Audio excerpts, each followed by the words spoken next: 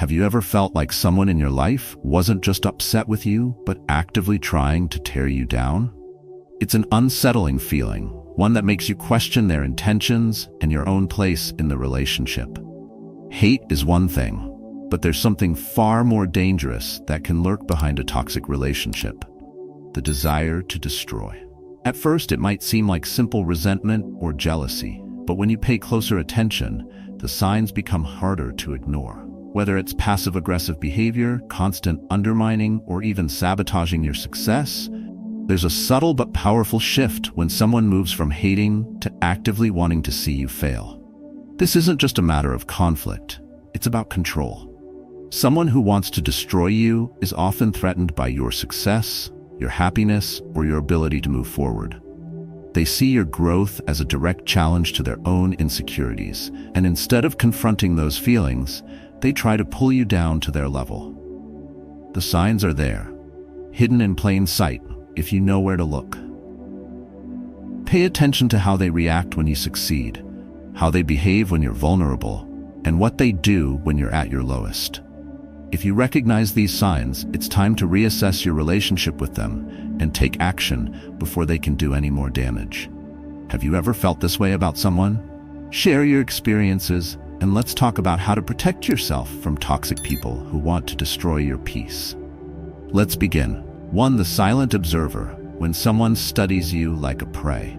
It starts small, a glance held a second too long, a familiar face appearing too often in places you frequent, someone who always seems to know things about you that you never shared. At first it feels like nothing, coincidence, but deep down, something feels off. You tell yourself you're overthinking it, but the pattern repeats, and soon the truth becomes impossible to ignore. This isn't random. This is someone watching, listening, collecting, not out of admiration, but with intention. The most dangerous enemy isn't the one who openly despises you. It's the one who remains silent, the one who waits. A predator that roars before it strikes gives its prey a chance to run. The most lethal threats don't announce themselves. They blend in, observing from the shadows, learning your patterns, understanding your weaknesses. And by the time you realize what's happening, it's often too late. The silent observer doesn't need to attack you directly. They don't need to threaten or challenge you. All they need is information. And the more they know, the more dangerous they become. Michael was a man who thought he had everything under control, a sharp businessman, always ahead of the curve, always anticipating moves before they happened.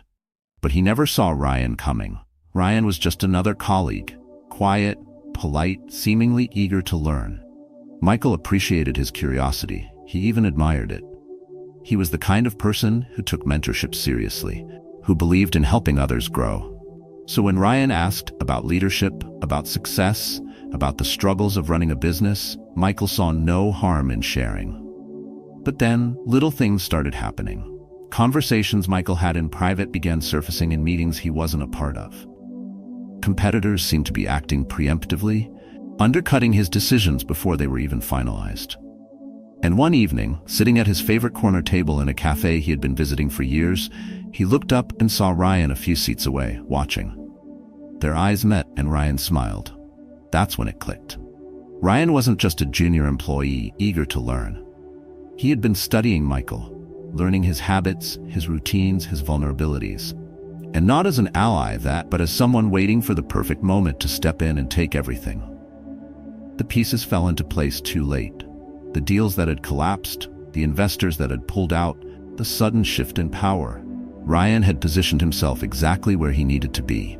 Michael had unknowingly handed him the keys to his own downfall. This is how it happens. It's rarely loud.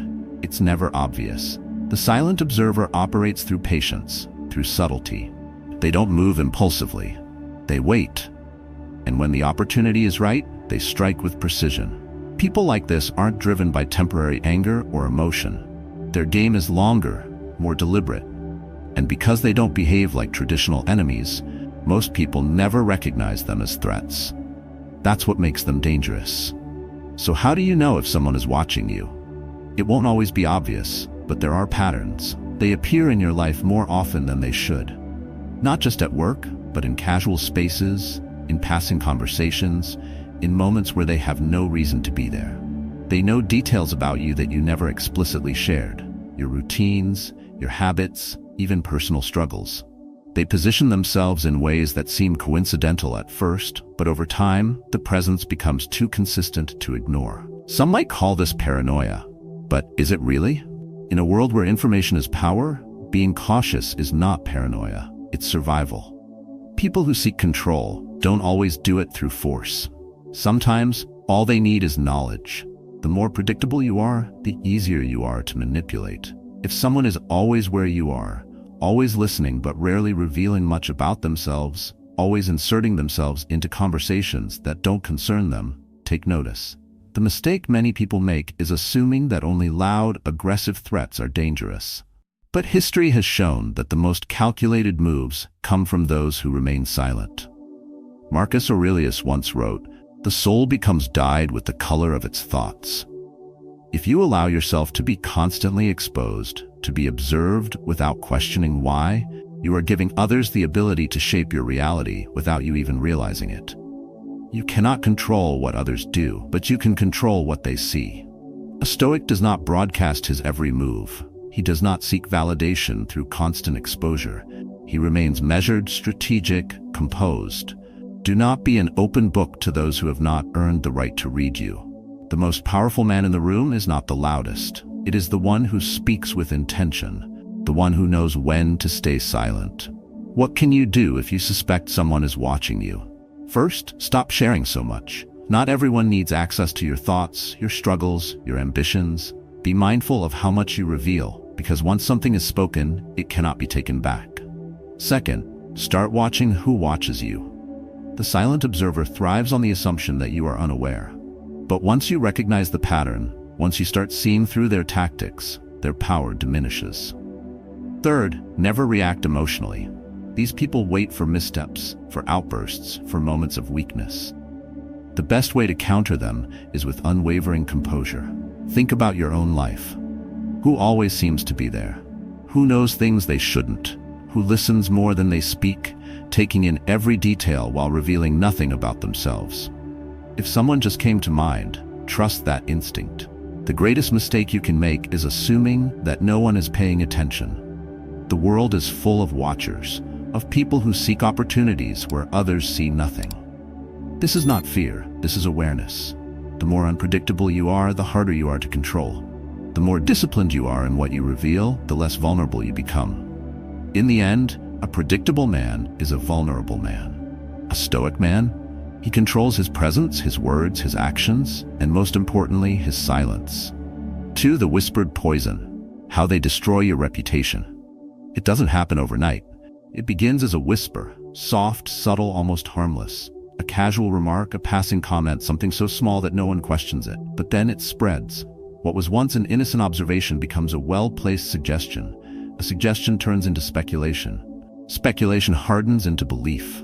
And before you know it, your reputation, the foundation of how others see you, begins to crack. The most dangerous attacks are the ones you don't see coming. A direct insult, an open confrontation, those you can fight. But the whispered poison? It moves through shadows. It infects people's minds before you even realize you've been targeted. And by the time the damage is done, the world has already made up its mind about you. David had spent years building his reputation at his company. He was respected, valued, someone people turned to for advice. But then something changed. His colleagues grew distant. Conversations stopped when he entered the room. Invitations to meetings became rare. At first, he thought he was imagining it. But then he noticed the looks, the subtle shifts in tone, the forced politeness. It was as if people saw him differently, as if they knew something about him that he didn't. Then he overheard a conversation. 2 co-workers speaking in hushed voices, mentioning his name. The words were vague, nothing direct, nothing he could challenge. But it was enough. He confronted them, demanded to know what was being said. Their response? A shrug. "I don't know, man. People are just talking." And that's the trick. No one ever takes full responsibility for the poison. No one ever admits to starting it, because it doesn't need a source. It only needs repetition. A well-placed rumor doesn't need to be proven true. It only needs to be believed. This is how they destroy you.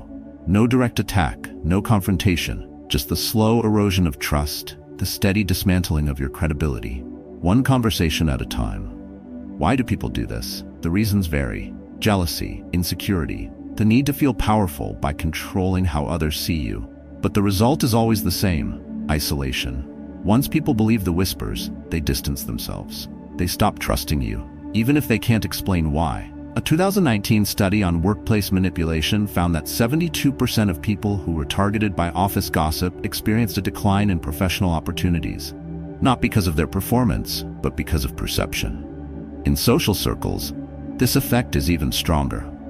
People tend to believe what they hear repeatedly, regardless of whether it's true.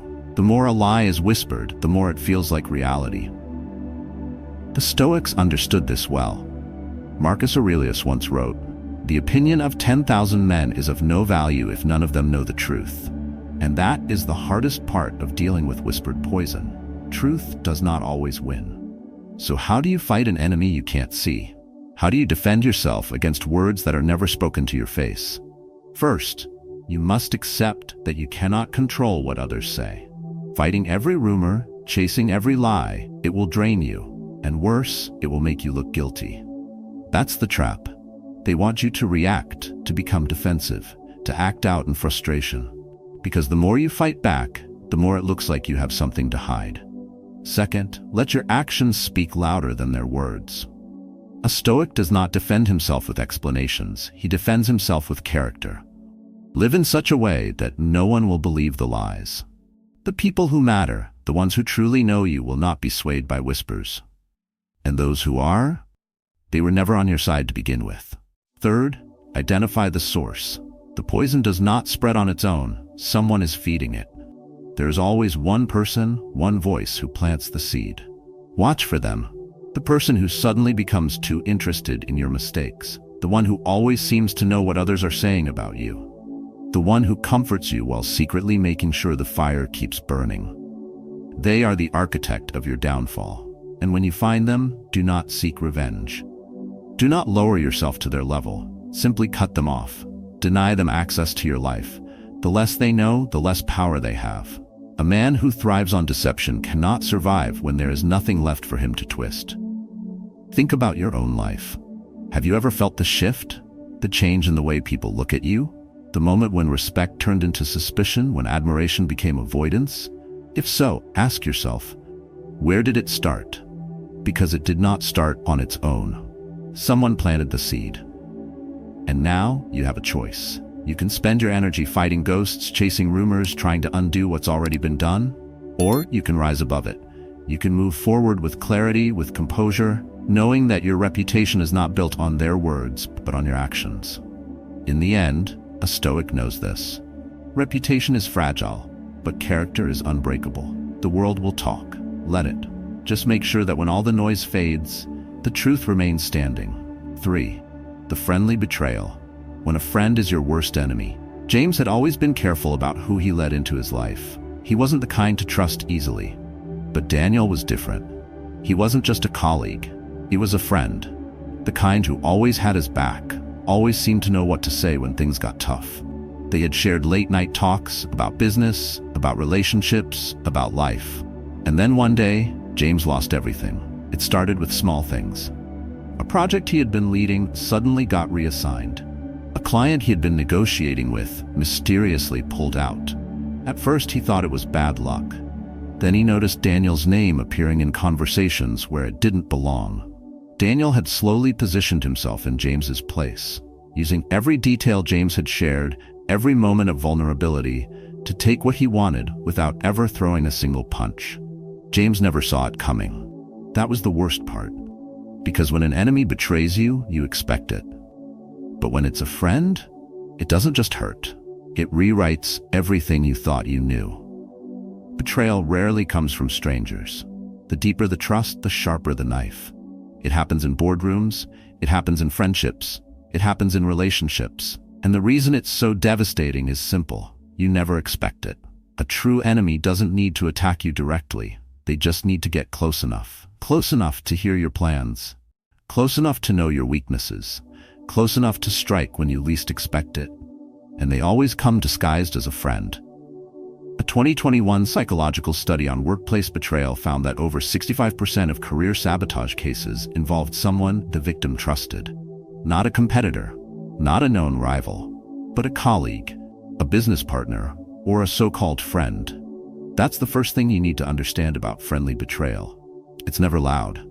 It doesn't come with a declaration of war. It comes in quiet conversations, in small moments of manipulation, in stolen trust. So how do you recognize it before it's too late? First, watch for people who rush trust. Real friendships, real partnerships, they take time. But a false friend? They want access to your world immediately. They want to know your struggles, your ambitions, your weaknesses, long before they've earned the right to. They present themselves as the most supportive person in your life. They make you feel safe, and the moment you start confiding in them, you've already given them the power they need. Second, notice how they react to your success. A real friend celebrates with you. A fake one? They'll smile, but something in their eyes will change.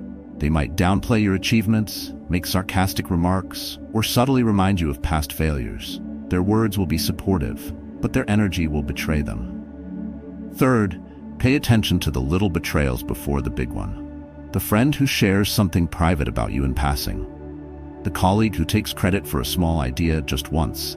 The partner who tells you they have your back, but their actions say otherwise. Betrayal is rarely a single event. It's a pattern. And if you look closely, the signs are always there.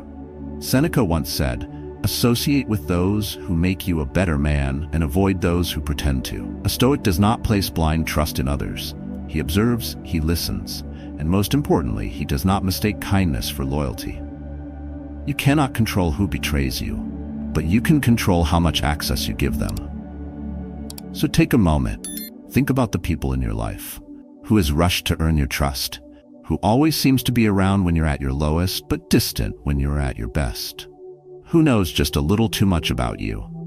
Because the truth is, the most dangerous enemy isn't the one standing against you. It's the one standing beside you, waiting. For the provocation game, how they test your limits.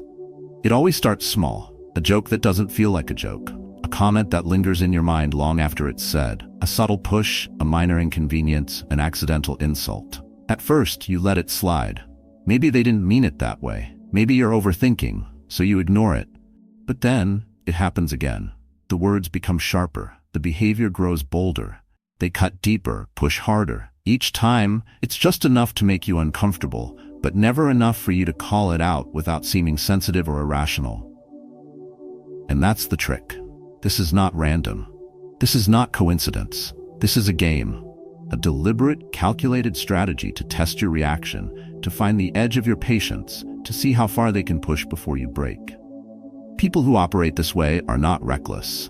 They don't throw punches without reason. Instead, they escalate in steps, watching how you respond at each stage. Their goal is to provoke a reaction, one that will ultimately work against you. If you stay silent, they push further. If you react emotionally, they use it against you. Either way, they win. Thomas never thought much of Eric's jokes at work. They were offhand comments, laced with sarcasm, nothing serious. But over time, they became more personal. A slight about his work ethic, a jab at his competence, a laugh at his expense during meetings. The first few times, Thomas brushed it off. He didn't want to seem petty, he didn't want to cause unnecessary drama, so he swallowed it. But Eric saw that hesitation, and he took it as permission. One day, in front of the entire team, Eric made a comment about Thomas being unreliable. The room fell silent for a moment, eyes shifting toward Thomas, waiting for his reaction. This was the moment. If Thomas exploded, he'd look unprofessional. If he stayed quiet, it would confirm the accusation. Either way, Eric had trapped him. This is what they do. They chip away at you, little by little, until they force you into a corner. And then, they make you choose how you fall. A 2020 study on workplace manipulation found that 81% of professional conflicts are not caused by direct confrontations, but by a slow buildup of passive-aggressive behaviors. In friendships and relationships, the same pattern exists.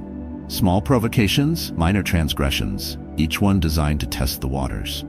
A toxic friend will make cutting remarks and then follow up with, "I was just joking. You take things too seriously."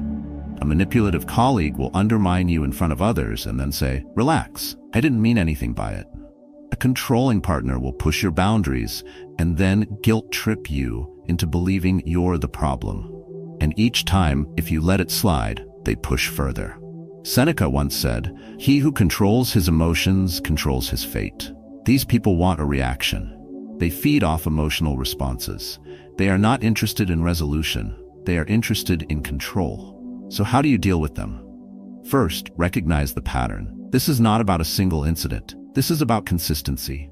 If someone repeatedly makes you feel uncomfortable, undermined, or disrespected, it is not a coincidence. Second, do not react emotionally. That is their weapon, their goal. The moment you lash out, you validate their game. They will call you sensitive, unstable, difficult. But if you remain calm, composed, unshaken, they lose power. Because nothing frustrates a manipulator more than someone who refuses to play along. Third, set clear boundaries. A Stoic does not tolerate disrespect, not because he is aggressive, but because he understands his value. The moment you allow someone to dictate how you feel, how you respond, how you see yourself, you have given them control. And control is something you must never surrender. If you've ever felt this, if someone in your life has been testing you, pushing you, seeing how much they can get away with, pay attention. Their actions are not harmless. Their words are not accidents. This is not about paranoia. This is about clarity, about knowing when someone is trying to break you piece by piece until you become exactly what they want you to be. And once you see the game for what it is, you have only one choice: refuse to play. 5. The patient enemy, when they wait years to destroy you. Have you ever trusted someone for years only to realize too late that they were never truly on your side? Have you ever looked back on a betrayal and thought, this wasn't sudden, this was planned? Some enemies don't strike in anger. They don't lash out in the heat of the moment. Instead, they wait, they watch, they calculate, and when the time is right, when you are at your weakest, that's when they make their move. Not every enemy wants an immediate victory. Some want something greater, a complete, irreversible downfall. And for that, patience is their weapon. They play the long game, ensuring that when they strike, you have nowhere to run, no defenses left to protect yourself. They let you believe they are a friend, an ally, someone who supports you. And then, when you need them most, they pull the ground from beneath you. Robert had always prided himself on his ability to judge character. He had built his business from nothing, surrounding himself with people he trusted. And among them was Ethan, a partner who had been with him from the beginning. Ethan was dependable, reliable, always there when things got tough. For over a decade, Robert believed they were building something great together. But Ethan wasn't just watching the business grow. He was watching Robert, studying him, learning everything about his strengths, his weaknesses, his vulnerabilities. It wasn't until Robert's company faced a financial crisis that he saw the truth. Investors pulled out, clients hesitated, and right when he needed stability, Ethan made his move. He convinced the board that Robert was no longer fit to lead. He spread doubt, planted questions, positioned himself as the logical choice to take control. And just like that, Robert lost everything. Not to an outsider, not to a competitor, but to the man who had stood beside him for years. This is the terrifying reality of a patient enemy. They don't rush. They don't make reckless mistakes. They let you build. They let you trust. They let you depend on them. And then when the moment is right, they take everything. So how do you recognize them before it's too late? First, understand the pattern of the patient enemy. They are always present, but never fully exposed. They are supportive, but never too supportive. They gain your trust not through big gestures, but through consistency. They make themselves indispensable, ensuring that when the time comes, their betrayal will be the most devastating. Second, look for subtle control. A patient enemy is not in a rush to take power. Instead, they position themselves as someone you rely on. They slowly become the one who knows the most about your life, your work, your plans. They don't just wait for your weakness, they help create it. They encourage decisions that put you in vulnerable positions. They push you into risks that make you dependent on them. Third, observe their reaction to your setbacks. A real friend, a true ally, will feel your struggles as if they were their own. But a patient enemy? They will be too calm when things go wrong, too rational. They won't offer solutions. They will offer themselves as the solution. Marcus Aurelius once wrote, "The soul becomes dyed with the color of its thoughts. A man who surrounds himself with false allies is painting his own ruin." A Stoic does not wait for betrayal. He anticipates it. He prepares for it. He understands that not all enemies announce themselves. Some arrive as friends and only reveal their true nature when the moment is right. So how do you defend yourself? First, never be fully dependent on one person. No matter how much you trust them, keep control over your own life, your own finances, your own decisions. Second, watch for patterns, not just actions. A single betrayal can be forgiven. A habit of manipulation cannot. Third, trust your instincts. If something feels too perfect, too controlled, too orchestrated, it probably is. Think about your life. Is there someone who has been standing beside you for years, but something feels off? Someone who always seems to benefit when things go wrong for you? Someone who has positioned themselves as too necessary, too integrated into your world? If so, be careful. Because when they finally make their move, it won't just be an attack. It will be the final step in a plan they started years ago. 6. The fake helper. When advice is a trap. There are people who disguise their attacks as assistance. They don't argue with you. They don't openly oppose you. Instead, they offer guidance, suggestions, support. They position themselves as someone who wants the best for you, someone with wisdom, someone you should trust, and that is how they control you. A fake helper is more dangerous than an enemy because they don't push against you. They pull you in. Their advice sounds reasonable, logical, like they truly care. But underneath it is a different purpose. They aren't guiding you toward success. They are leading you toward failure, one step at a time. Andrew was ambitious, intelligent, and determined to build something great. He had big plans, but he also had doubts. That's when his mentor stepped in, an older, experienced businessman who had been through it all. Every time Andrew hesitated, his mentor had advice. Every time Andrew faced a tough decision, his mentor had an answer. But something wasn't right. The advice always seemed to slow him down, never push him forward. There was always a warning, always a reason to wait, to be cautious, to rethink. And the more Andrew listened, the less progress he made. By the time he realized what was happening, it was too late. His competition had moved ahead, opportunities had passed, and his mentor, he had positioned himself exactly where Andrew had once been, taking the opportunities Andrew had been too hesitant to act on. This is how it works. The fake helper does not tell you to stop. They simply plant doubt, delay, hesitation. They make you question yourself just enough that you hesitate, and in that hesitation, you lose ground. They don't destroy you in one move. They weaken you over time. Their words seem harmless, even caring. Are you sure this is the right time? Maybe you should wait until you have more experience. I just don't want to see you get hurt. But behind every word is an agenda. They want to keep you uncertain, hesitant, reliant on their guidance. They want to make sure that while you're second-guessing yourself, they are moving forward. A Stoic does not fall for this. A Stoic knows that true guidance empowers, not restricts. Marcus Aurelius wrote, "Do not waste time arguing about what a good man should be. Be one."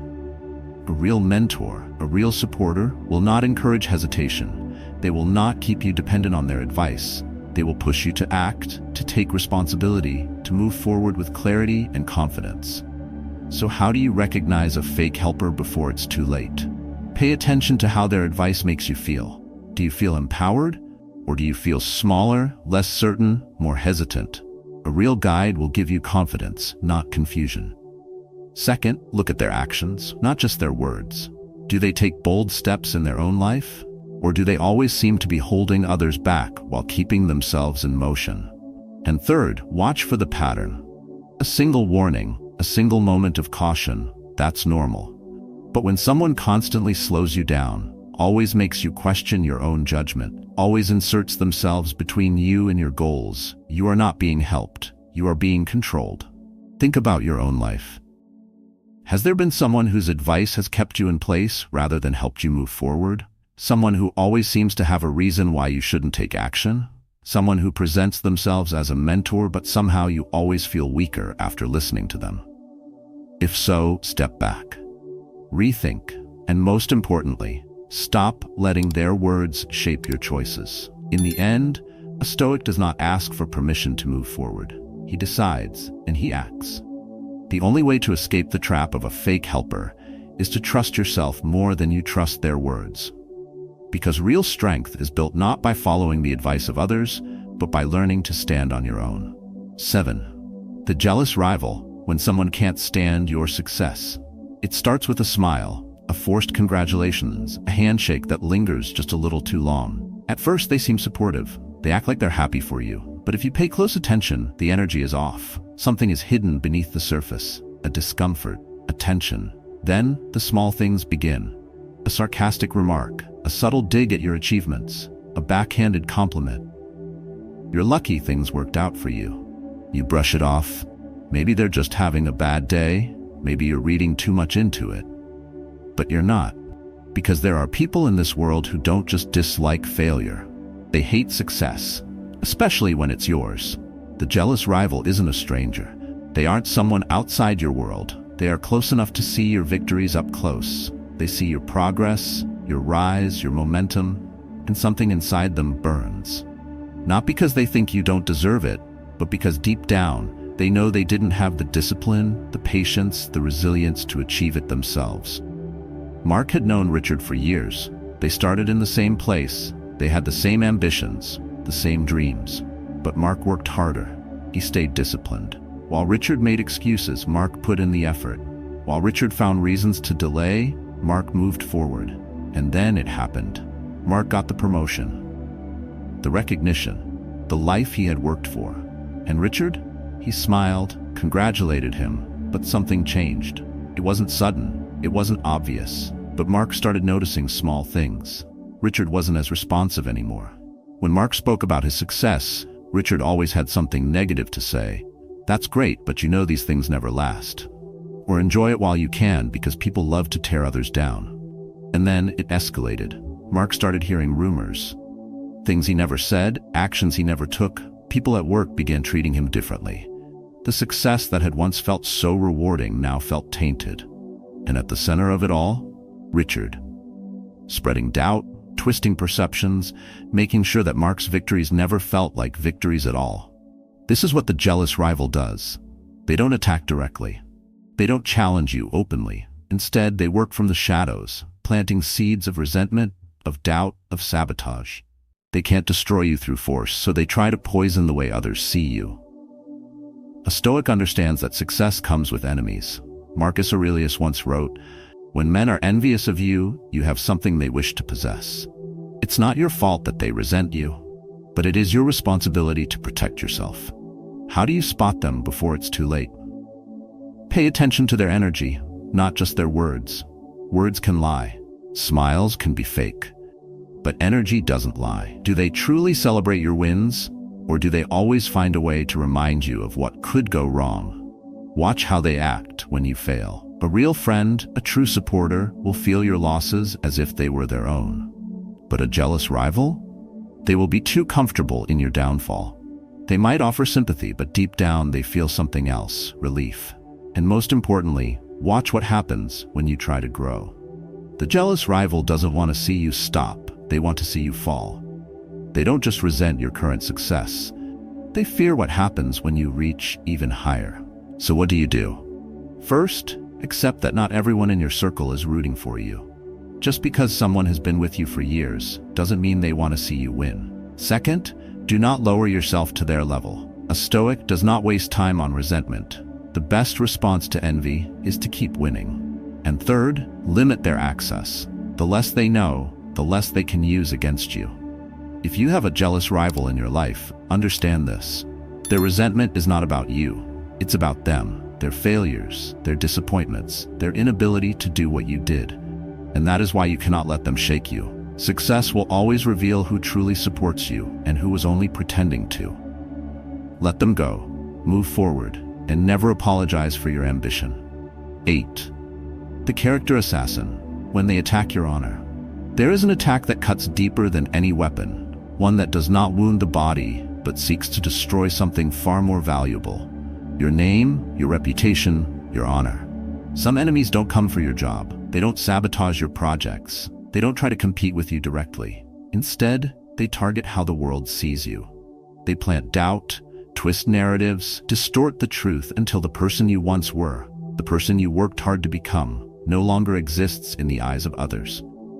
At first, it happens in whispers. Someone repeats a story about you, slightly altered.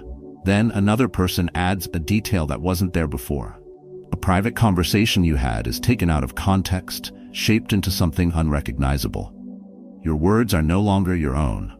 And before you realize what's happening, the damage has spread. By the time you hear the accusations, by the time you try to defend yourself, it's too late. Because this isn't about truth. This is about perception. And perception, once corrupted, is nearly impossible to restore. Ethan never thought his reputation could be destroyed. He was respected in his field, known for his integrity. He built his success through discipline, not shortcuts. But when a competitor couldn't defeat him through skill, they chose a different path. They started small. A rumor here, a suggestion there. They implied things about Ethan's business ethics without directly accusing him. It didn't take much. A single doubt planted in the minds of the right people was enough. Clients became hesitant. Investors started asking questions. And before Ethan even knew what was happening, he was defending himself against accusations that had no basis, but had already been believed. This is the work of the character assassin. They don't need to prove their claims, they don't need evidence, they just need enough people to believe the lie long enough for it to stick. Because once someone's reputation is damaged, even proving the truth doesn't erase the stain. A Stoic understands that honor is everything. Marcus Aurelius once wrote, "Waste no more time arguing about what a good man should be one." But what happens when the world no longer believes in your goodness? The first mistake people make when faced with a character attack is assuming truth will defend itself. It won't, because people don't always seek truth. They seek a narrative that fits their beliefs. And if that narrative turns against you, no amount of explanations will fix it. The second mistake is reacting in anger. That is exactly what the character assassin wants. They want you to explode, to lash out, to become the very thing they've accused you of.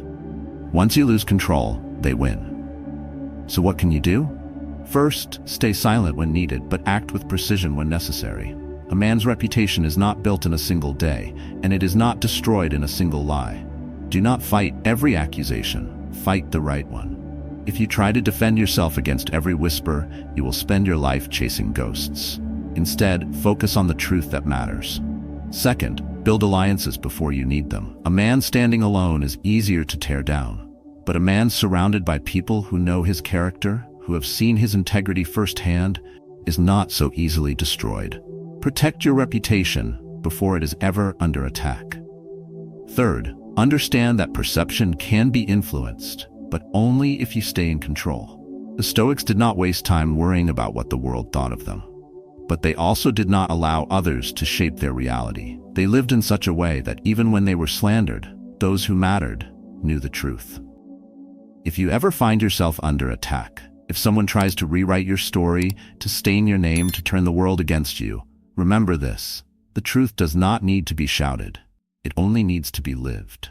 Do not let them control your emotions. Do not let them dictate your actions. And most importantly, do not let them define you. A character assassin can only win if you let them. So don't. 9. The final betrayal. When they strike at your lowest point, they wait, they watch. They don't need to act immediately because they know their moment will come. Some betrayals are sudden, unexpected, shocking, like a blade in the back. But the worst kind, the kind that destroys you completely, that one doesn't happen in an instant. It is slow, calculated, and delivered when you are at your weakest. This is the betrayal that comes when you are already broken. When you've lost something valuable, when you're struggling, when you have fewer options, less control, that's when they make their move, because they know you won't be able to fight back. Eliot had spent years building his life, a career he was proud of, a marriage he cherished, a strong foundation that made him feel untouchable. Then, within months, it all unraveled. His business collapsed after a failed deal. His marriage fell apart under the weight of stress and distance. He was exhausted, vulnerable, trying to salvage what was left. And that's when his closest friend, the one he had trusted for years, delivered the final blow. He hadn't seen it coming, but it had been there all along. The friend who had always helped manage his business was now the one taking over what remained. The friend who had supported him through his divorce was now seeing his ex-wife. Elliot wasn't just betrayed, he was erased. This is what a true enemy does. They don't need to fight you when you're strong. They don't challenge you when you have the resources to resist. Instead, they let life weaken you, and then they finish what's left. The final betrayal is not about chance. It is about strategy. A patient enemy will wait for the perfect moment. They will pretend to support you, offer sympathy, act like they're on your side, and when you lean on them, they pull away and let you fall. A Stoic understands that this is how the world works. People will take advantage of weakness. That is the nature of power. But what separates a wise man from a fool is how he prepares for it. First, never assume loyalty is permanent. A friend today is not always a friend tomorrow. Loyalty is proven over time, not assumed. Someone who benefits from your strength may not have the same devotion when you are weak. Second, watch for those who get closer when you are struggling. True friends are consistent. They stand by you in success and failure. But an opportunist appears when they sense vulnerability. They offer help, not out of kindness, but because they see an advantage in it. Third, protect yourself before you need protection. The best time to secure your foundation is when you are at your strongest. A Stoic does not wait until the storm comes to build shelter. He prepares in advance, so when betrayal arrives, he is not left exposed. Think about your own life. Who stands by you because of who you are, and who stands by you because of what you have? Who disappears when you no longer benefit them? Who lingers when you no longer have anything to offer? The worst betrayal does not come from an enemy. It comes from someone you once called a friend. And when they strike, it will not be with rage. It will be with silence, with inaction, with a door that quietly closes just when you need it to stay open. A weak man is destroyed by betrayal. A Stoic is strengthened by it. He learns, he grows, he does not waste time on anger. He moves forward, wiser, sharper, untouchable. Because once you've seen how betrayal works, it can never control you again. Betrayal is never loud. It rarely announces itself. It comes in the form of a friend, a mentor, a colleague, someone you once trusted. The most dangerous enemies are not those who declare war, but those who wait. Those who infiltrate your world, who learn your weaknesses, who position themselves carefully until the perfect moment to strike.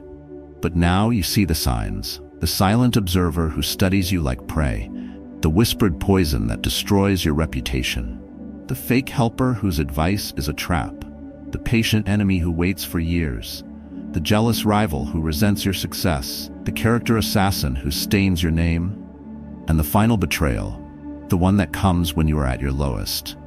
A Stoic understands that power is not in controlling others, but in controlling yourself. You cannot prevent betrayal, but you can prepare for it. You can choose who you let in, who you trust, and who you allow to shape your path. And most importantly, you can decide how you respond. So ask yourself, who in your life has revealed their true nature? Who has shown you that they are not truly on your side? And more importantly, how will you move forward now that you know? Share your story in the comments. Your experience may be the warning someone else needs. Because in the end, wisdom is the weapon that no enemy can take from you.